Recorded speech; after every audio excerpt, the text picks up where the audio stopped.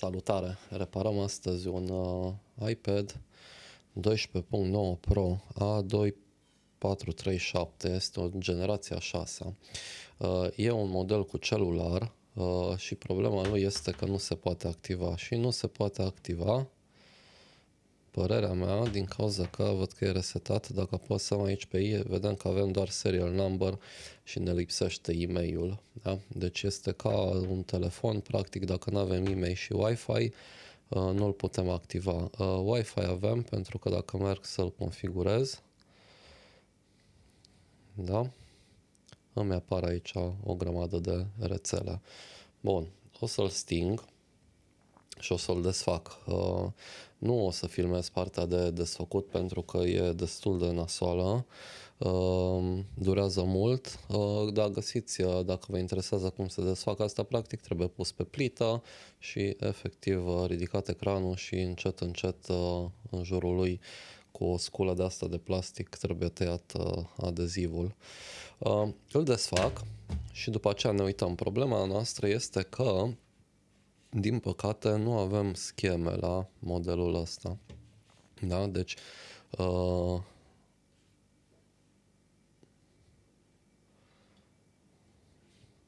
dacă ne uităm aici pe board view, aici vedem că este, cum îi zice,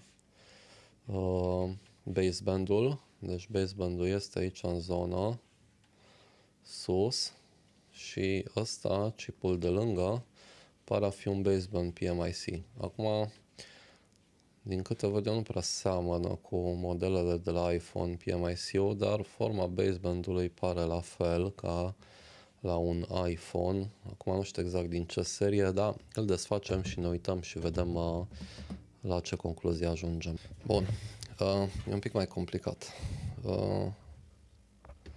Acum, aparent, baseband-ul folosit aici este cel de pe 14, pe seria 14 Pro, Pro Max. Și, uite, aici avem o placă de Pro Max. Este tot PMX65 și baseband PMU-ul. Și CPU-ul de baseband este la fel. Acum, CPU-ul de baseband nu poate fi mutat. El este împerecheat cu procesorul și cu EPROM-ul ăla mic de acolo. Dar ce vreau eu să fac este să încerc să pornesc alimentarea. Deci aș vrea să încerc să pornesc sursa de baseband, să vedem dacă ne dă ceva alimentări. Ar trebui să creeze multe LDO-uri și ceva SMPS-uri. Acum, ca să mă ajute toată treaba asta, avem aici în dreapta deschis 14 Pro Max-ul, da? Și placa aceasta, pe care nu avem niciun fel de date despre pad-uri. Ca să pornim un PMU, în primul rând, pe lângă main și boost, ne trebuie să-i dăm un baseband, îi spune GPIO AP baseband, oare cum se numește? De obicei este pe mufa asta de debug. Asta, GPIO sequence PMU to baseband PMU reset low. No. Pe linia ne trebuie 1,2 V și atunci PMU-ul nostru ar trebui să pornească. În mod normal, până pe la 14, linia asta vine direct în PMU de la baseband, dar la seria asta, de la 14 în sus, vine în chipul acesta care este un fel de, se ocupă de partea de clock și, ei cum zic chinezii, că e baseband clock crystal and clock amplifier, da? Ok, deci am uitat complet să pornesc, să apăs butonul de record. Efectiv, sunt un cretin. Bun, hai să o luăm de la început, că nu știu unde am rămas și ce am făcut. Deci, nu știu până unde s-a înregistrat, sincer, ultima înregistrare, dar este foarte simplu. Ceea ce doresc eu acum este să pornesc acest baseband PMU, da? Ca să-l pornim, trebuie să-i dăm 3 tensiuni. Trebuie să-i dăm VDD main-ul, care e 4,1 V, VDD boost, care este tot 4,1 V și trebuie să-i dăm un enable, da? Deci, practic, PMU-ul telefonului sau, iPad-ului trimite la chipul de clock al acestui PMU îi trimite un semnal de enable și ăla când aplicăm 1,2V pe el, chipul nostru de alimentare a basebandului ar trebui să pornească. Este foarte simplu, da? M-am folosit de BoreView de la 14, da? De la iPhone 14 Pro Max, da? Am căutat un main, da? Aici este main-ul, mă duc aici, știu că ăsta este main-ul, am legat un fir pe main, da? Un firicel am pus pe main, apoi am căutat un fir de boost, da? Am găsit aici PPVD de boost. Știm că este după al patrulea 1, 2, 3 în jos, am mers aici, 1, 2, 3, 4, 1, 2, 3 în jos, ăsta este un boost, am lipit un fir pe condensatorul ăsta al doilea, da? Clar, ok, și astea două le vom lega la o sursă care va scoate 4,1V, apoi tot așa, dacă ne uităm la iPhone-ul 14 Pro, avem aici pe JDebug un semnal de GPIO Sequence PMute Basement PMU Reset Low, da? Deci pe asta trebuie să-i dăm noi 1,2V care vine pe rezistența asta, care la rândul ei este pe chipul ăsta de clock a PM-ului de baseband.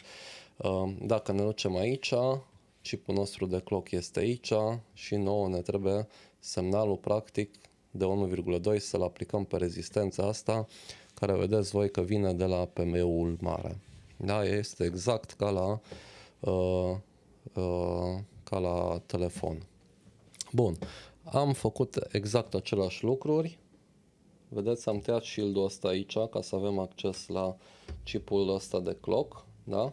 Am lipit un fir pe rezistența asta care ne trebuie nouă, pe care vom trimite un semnal de 1,2V și aici am lipit un fir care vine de la boost la main, da? Că folosim aceeași linie și firul ăsta îl vine la altă sursă. Bun, și am sursele legate, le vedeți acolo în stânga, sub multimetru. Este foarte simplu, sursa de sus este cea de 1,2V, sursa de jos este cea de 4,1. Pornesc 4,1, care este main-ul și boost-ul și vedeți că nu am niciun consum și este normal să nu fie niciun consum. Da, acum în momentul în care eu pornesc sursa de 1,2, ar trebui să-mi pornească acest chip care să-mi alimenteze baseband-ul, da? Și ar trebui să avem un consum de 30, 40, 50 de mAh pe acolo. Și am pornit sursa de 1,2, vedem că am un consum de 5 mAh, dar mie nu-mi pornește efectiv chipul acesta. Hai să zicem că poate fi 1,8, deși sunt destul de convins că e de 1,2 semnalul, așa că pun sursa pe 1,8 și mai dau o dată cu 1,8, dar vedem că nu este nicio schimbare. Bun.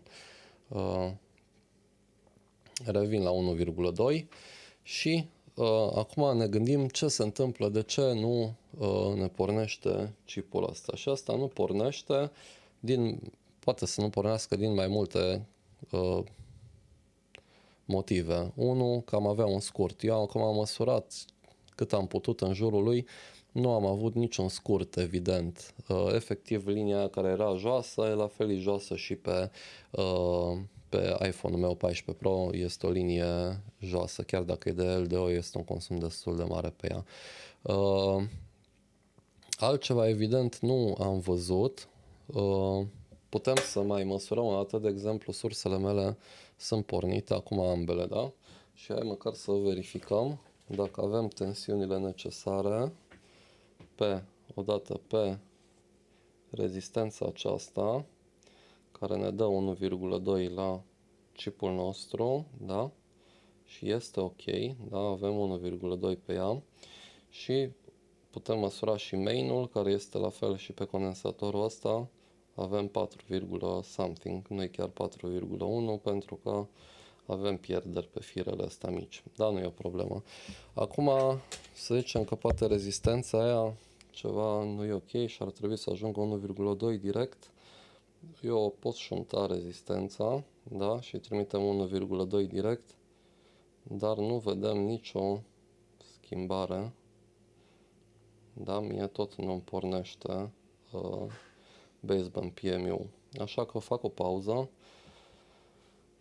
Scot un baseband PMU din asta dintr-un telefon de iPhone 14, ceea ce o să fie un pic complicat fiindcă sunt cu underfill și va trebui să-l curăț și să-l pregătesc și cred că voi desface chipul ăsta. Putem să facem și niște măsurători sub el folosindu-ne de schema de Borview de la 14 Pro Max, fiindcă este aceeași șmecherie cu altă pălărie, deci ar trebui cât de cât să avem aceleași valori sub el. Și revin după pauză să vedem ce se întâmplă. Bun, și acum hai să vedem, ca să nu ziceți că fabulez, da? Am revenit la placa noastră de iPhone 14 Pro Max, whatever, că e aceeași placă, da?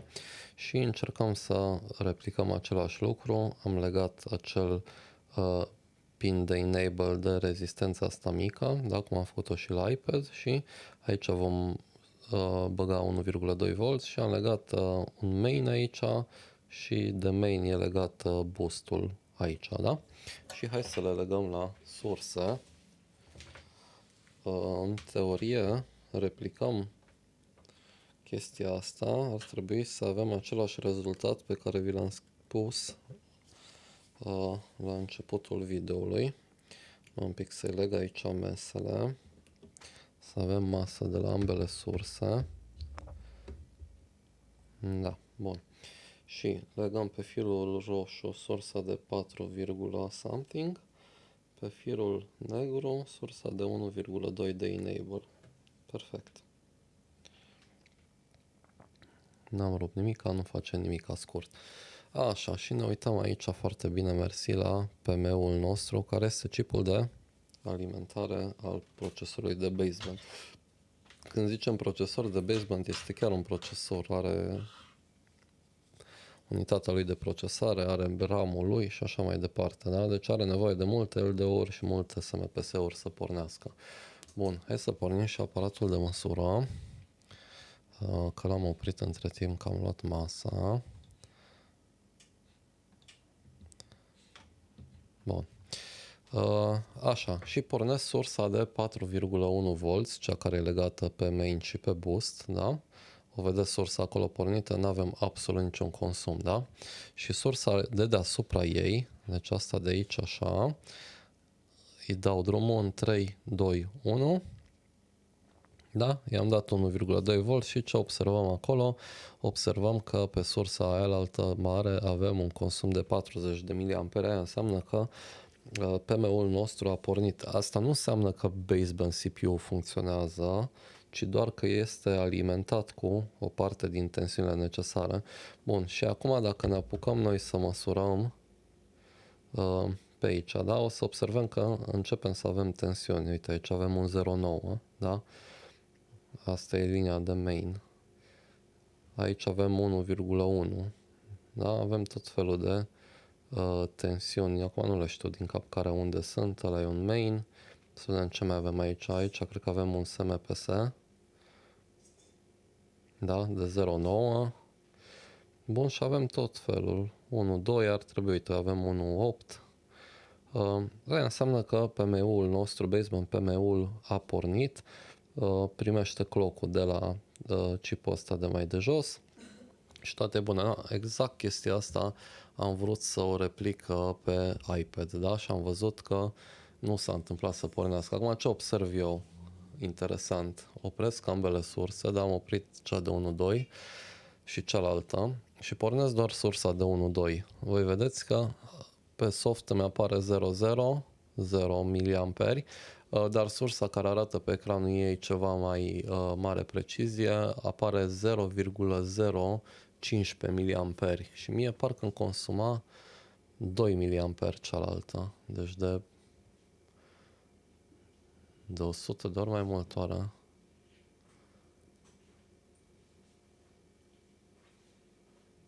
Sau de 10 ori mai mult, 100 de ori mai mult, foarte interesant. De ce aveam eu astfel de consum pe linia aceea? Nu știu. Hai să... Bun, am oprit asta. Îmi desfac toate cele de aici.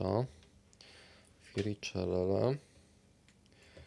Bun, voi dezlipi firicelele de pe placă, pentru că nu ne mai interesează aici, am dovedit că funcționează soluția noastră. De fapt, celălalt nu-l desfac un pic, că vreau să mai văd de o chestie la placă. Asta mă interesează. Mă interesează un lucru. Haideți înainte de aia să facem o chestie. Eram curios eu. Chipul ăsta, da? Da, e mai mult o curiozitate. Deci chipul ăsta de clock, de la clock-ul de la Basement PMU, care îi dă și semnalul să pornească, da? Pe ăsta nu am main. Sunt curios cum se alimentează. Și am deschis schema, da? Și asta este schema lui. Și mie îmi vin aici niște tensiuni. Deci, practic, la Apple ne-am cam obișnuit că sus sunt alimentările, da? Astea sunt mese, deci mie îmi vine asta PP1V2 LDO 18. Sunt curios și mai este un VREG 1P8 SIS. Sunt curios dacă alimentăm acum placa cu cei 4,1 volți, da? Sunt curios ce linii de alimentare ajung la acel chip, pentru că ăla trebuie să funcționeze ca să comunice cu baseband-ul și să-i spună, bă, pornește, da? Și atunci aș vrea să verific. Deci am pornit sursa asta mare, da, o vedem aici așa, și o să testez din liniile astea VREG 1P8 SIS. Sunt curios, aici avem ceva.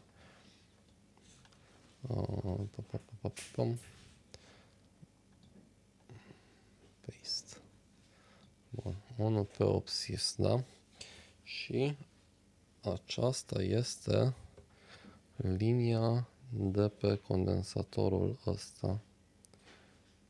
Da? Și avem 1V8, deci fiți atenți că baseband PMU-ul nostru funcționează în momentul în care alimentăm cu main, el ne dă linia asta de 1V8, e un LDO, da? Cu care își alimentează ceasul. Bun, hai să vedem celelalte, ce mai avem. Acum numai facem o paranteză, este o pură curiozitate de-a mea. 1V2 LDO 18. No, asta sunt curios dacă funcționează acum sau funcționează după ce PM-ul practic pornește. Bun, și e condensatorul ăla de deasupra, deci asta ar trebui să fie un 1V2. Da, și pe asta nu avem nimica. Bun, 1V2-ul se pare că nu este necesar la chipulescul mic să pornească. VDD coinul acesta, nu știu ce legătură are, o rezistență de 1 kg pusă la masă, da? Aia nu ne interesează și mă mai interesează acest PPPMK VREG BB. Să vedem de unde vine. Nu, asta merge la baseband, da? Deci asta sigur nu este, nu cred eu să fie activ acum. Nu avem nimic acolo. De singura noastră activitate este pe linia asta de 1V8. 1V-REG 1V8 SIS, care este produsă de chipulescul nostru de baseband, da? De alimentarea basebandului. Perfect. Bun, era doar o curiozitate. Am putea verifica aceeași chestie pe iPad, dacă ni se întâmplă același lucru. Bun, hai să vedem. Opresc un pic sursa. Și atragem asta la o parte. Aș putea să-mi desfac de data asta și firul.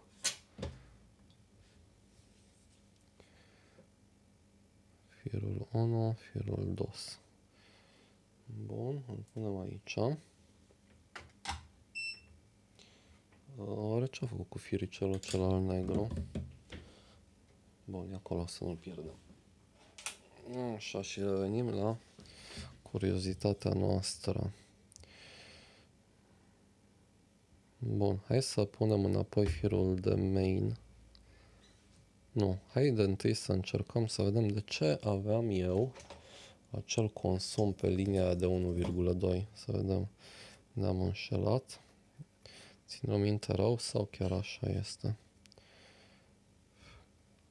Bun, și atunci sursa asta de 1,2 o voi lega eu la masă.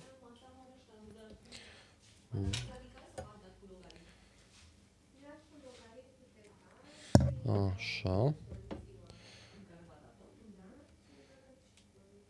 Bun, și hai să pornim sursa. Sursa este pornită, o ia din mijloc, chiar de sub multimetru.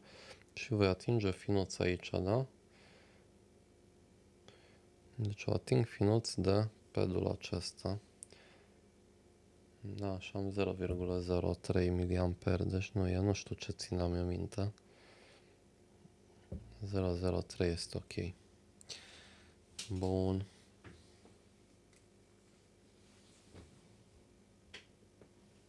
Picat ceva pe jos și nu știu ce.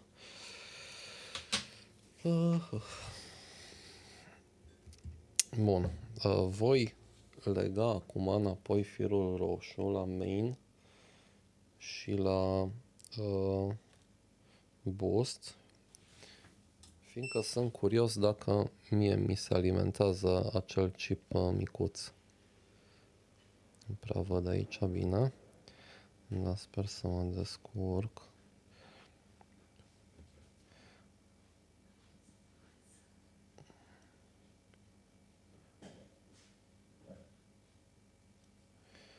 Cumva.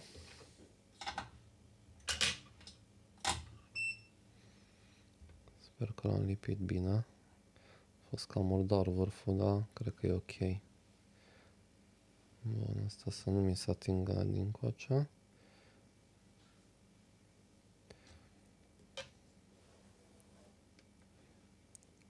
Mi s-a rupt. Ce prostie.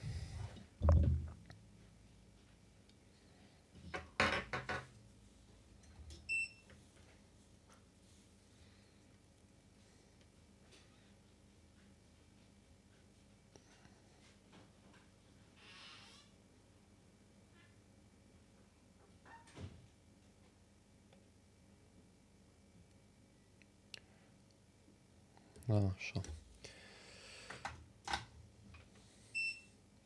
Bun, și acum haideți să încercăm noi pe masa. Asta mă enervează prostia asta de vârf, că nu face contact bine și nu mi se mai stinge aparatul. Bun, și sunt curios. Îi voi da un main aici așa. Da, și sunt curios dacă ne face acei 1,8. Hai să vedem care sunt. 1,8. Bun, mă uit aici la baseband PMU. Să vă uitați și voi la el. Deci este pe a patra linie, a patra în jos, 4-4. Așa, și atunci la noi ar fi 1, 2, 3, 4, 1, 2, 3, 4. Ăsta ar fi cel de 1V8. Bun, deci pe pedul ăla, pe condensatorul ăla ar trebui să avem noi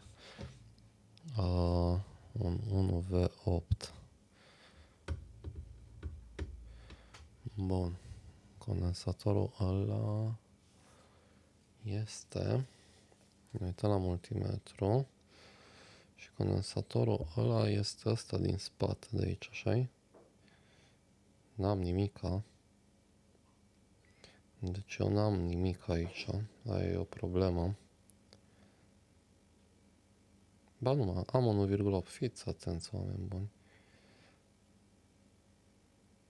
Am 1,8. Deci aici avem 1,8. Înseamnă că LDO-ul meu merge și aici ar trebui să-mi dea o tensiune ceva pe asta. Adică ar trebui să-i dau eu. Haideți să venim iarăși, pornesc sursa, dar n-am fi legat, o să vin cu o pensetă. Bun, să vedem ce se întâmplă, deși exercițiul ăsta l-am mai făcut data. Nu se întâmplă nimic, nu pornește, nu scânteiește. Right.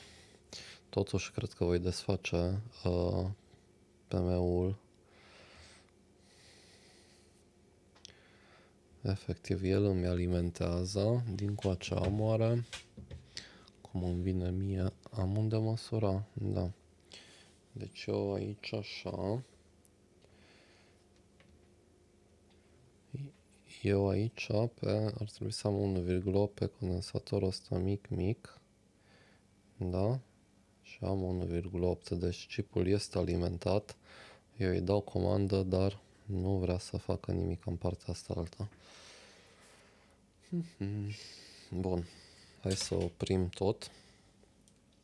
Desfacem toate firicelele.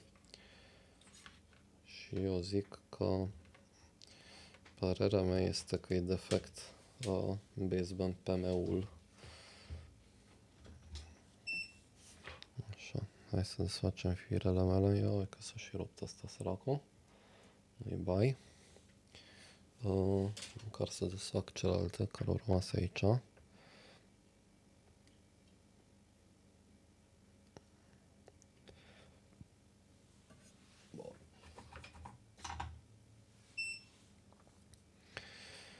Așa, și acum o să fie un pic tricky-picky, fiindcă asta ia multă căldură și n-aș vrea să facem un pic de float la baseband-ul CPU. Da, o să pun aici o bucată de cupru deasupra, ca să nu deranjăm ăla.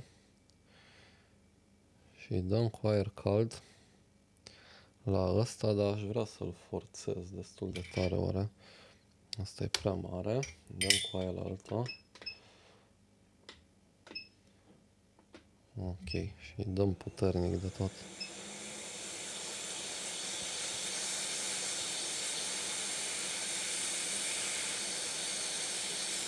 Cred că și mai tare trebuie să dau.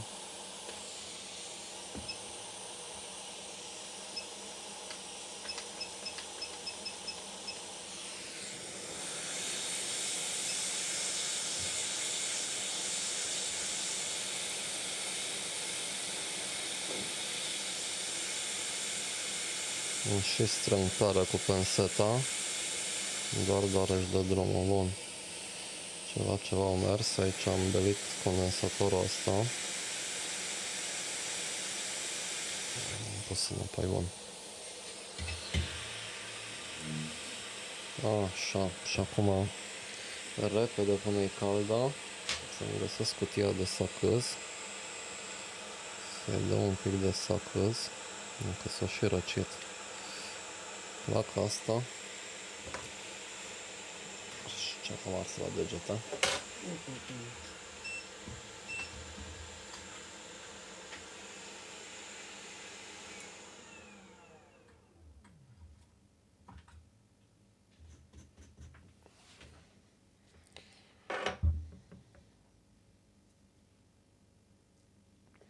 Bun, hai să curățăm pedurile astea. Îi dăm și cu un pic de low melt. Low melt fiind 148.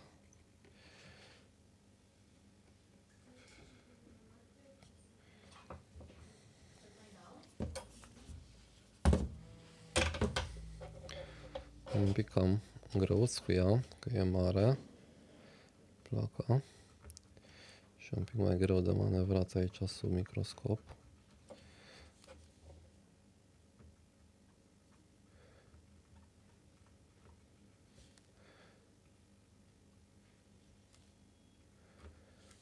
Bun, am atins acolo 3, nu-i mai. Am făcut o mică punte. Da, salvăm situația, am făcut o mică punte și jos. Bun. Și să căutăm tresa.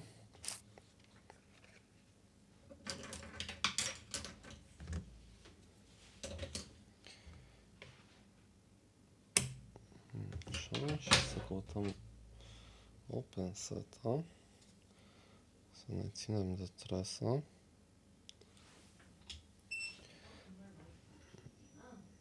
Da, bine, să vedem. Așa, i-am curățat.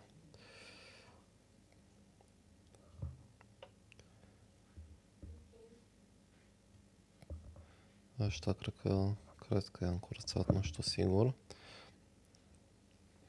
Întoarcem imediat invers, să verificăm.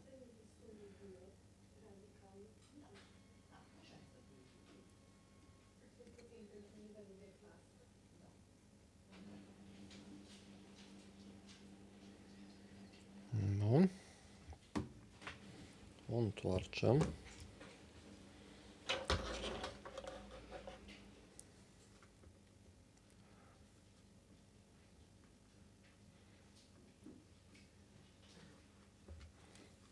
Așa, încerc și cu vârful invers.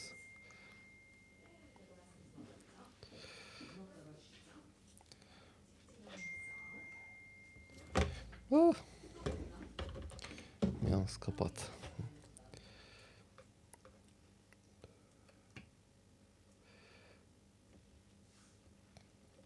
Bun, aici nu-mi place că mi se pare că a rămas. Așa, acum e ok.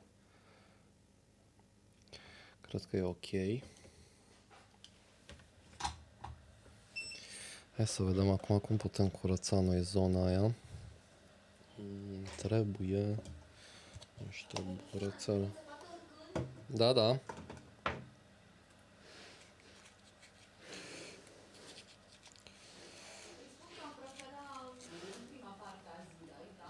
Da. Da, da.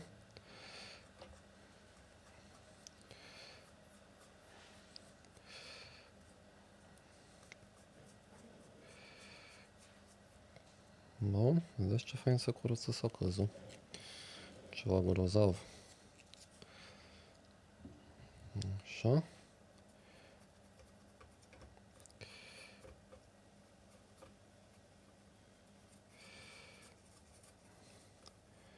Bun. Și hai să vedem. Acum vreau să mă asigur că n-au rămas scurturi acolo pe condensatoria. Deși cred că aici pe ăștia doi este un scurt. Da, vedeți voi.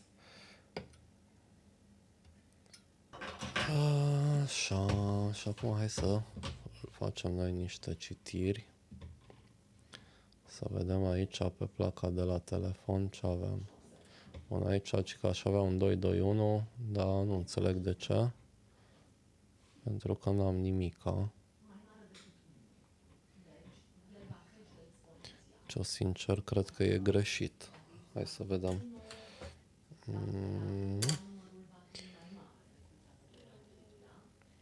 Bun, deci primul condensator. Trebuie să revin iarăși la bas pe diodă. Bun. Primul condensator de aici. Am punct 5 că e baseband-ul. No, în fine. Îl ignor de data asta. Bun, hai să punem așa delul și să vedem acum citirile noastre. Bun, ia să vedem. Ar trebui să avem așa 355. Da, 355. Bun, aici iarăși 355, da. 412. Bun.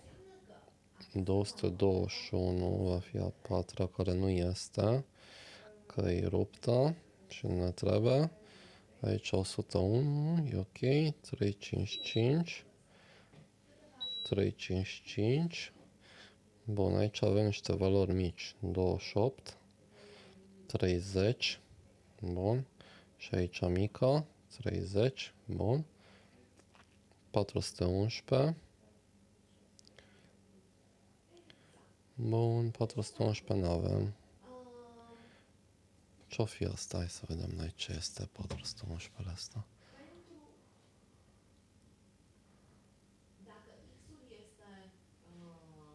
Nu, ăla nu merge nicăieri. Merge aici. La NFC. Bun, nu ne interesează. La NFC nu ne interesează, probabil nici aici la iPad nu este. Bun, hai să vedem mai departe. Pe linia asta la alta avem OL. Bun, deci am scurt aici. Pe a doua linie, a doua e masă, bun. După aia 133. E bun. 648 am așa pe diagonală. E bun. 661. Avem așa, aici e mai mic. Bun, 422 aici. E ok. Avem un OL și un 28. Bun, OL-ul ăsta la mine e masa. Nu înțeleg de ce. Aici ar trebui să am un 533. Bun, 95. Bun, 781. Bun. Pe asta avem 28 aici, ok. 355.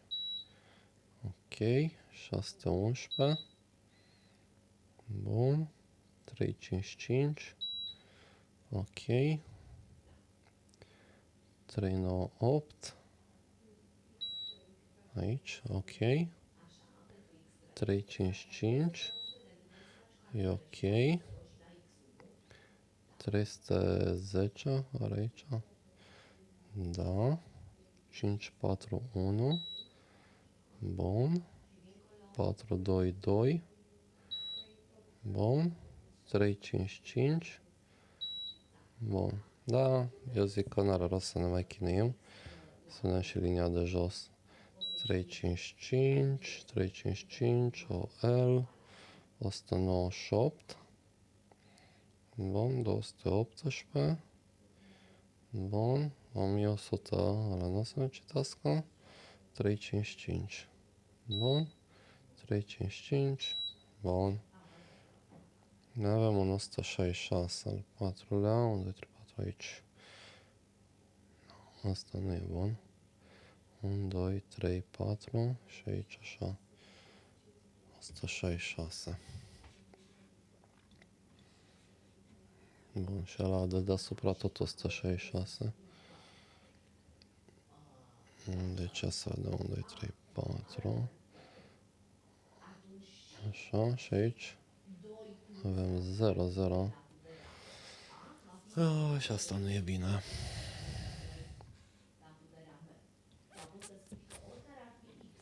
Asta 66. Deci ori au greșit ei. Da, nu cred că au greșit. Uite, aici au pus 200. Deci ăsta e PP0V752LDO7. LDO7. 07. Deci cui. Singura noastră speranță e să fie. Hai să ne uităm cum arată schema de aici, da? Singura noastră speranță e să fie unul din condensatorii ăștia arși, altfel înseamnă că baseband PM-ul nostru este mort. Bun, hai să deschidem un... Nu avem ce să deschidem. Un 14 simplu. Să deschidem un 14 simplu. Sunt curios acolo ce citiri sunt. 14 simplu. Sau 14 plus. E aceeași chestie.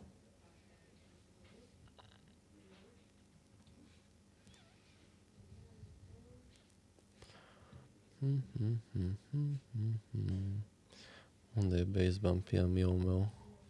Aici, așa. Și pe mine mă interesează asta. Vedeți, 122. 122. Deci, problema maximală 166. Și la mine este 0. Dacă e 0, înseamnă că avem un scurt. Da, vedeți, 0, 0, 0, 0, 0. Aia înseamnă că ori un condensator belit, ori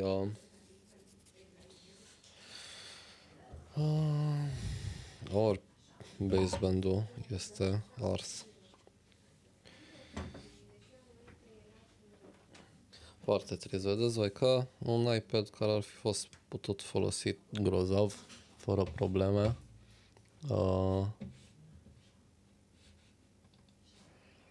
și numai Wi-Fi, înțelegeți?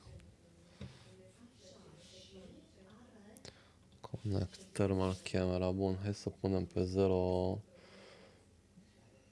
punem pe 0.7.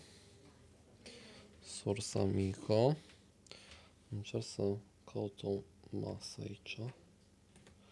Oare reușesc să prind asta fără să stric ceva? Bun. Da, bine, chiar aici nu pot, că mă încurcă.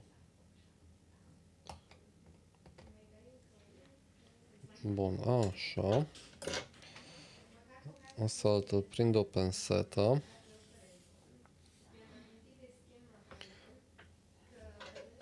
Bun, pornim sursa. Dacă fucking putem cu două mâini. Am pus-o pe 0,7, da? Voi nu o vedeți, da? Nu contează. Și punem aici pe pedul ăsta. Și ce se înroșește? Se înrosește baseband PM-ul nostru. Da? Deci este efectiv game over. Game over.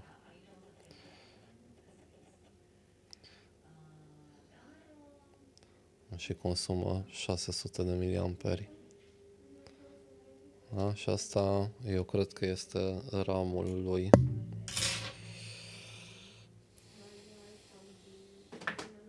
Da, ce veste tristă. Bun. Chiar dacă nu este reparație, o să postez video ăsta, fiindcă este interesantă treaba. Foarte păcat că e belit. Din păcate nu putem face altceva, nu putem pune alt baseband, nu se poate face nimica. Să pornesc camera cealaltă. Bun, un caz foarte trist, ne oprim aici, din păcate nu putem să facem nimic în privința ăstuia, chipul acela nu se poate înlocui pentru că e împerecheat cu procesorul. Asta este decizia Apple, ar fi mers foarte bine, o tabletă iPad ar fi mers și pe Wi-Fi fără probleme, din păcate e un showstopper. Chiar dacă nu ne-a reușit reparația, o să public video ăsta pentru că e interesant. Puteți vedea cum se diagnostichează partea de baseband și de alimentarea lui. Bun. Cu tristețe în suflet vă spun mulțumesc că m-ați urmărit, dați-mi un like, subscribe dacă n-ați făcut-o și ne vedem data viitoare. Salutare!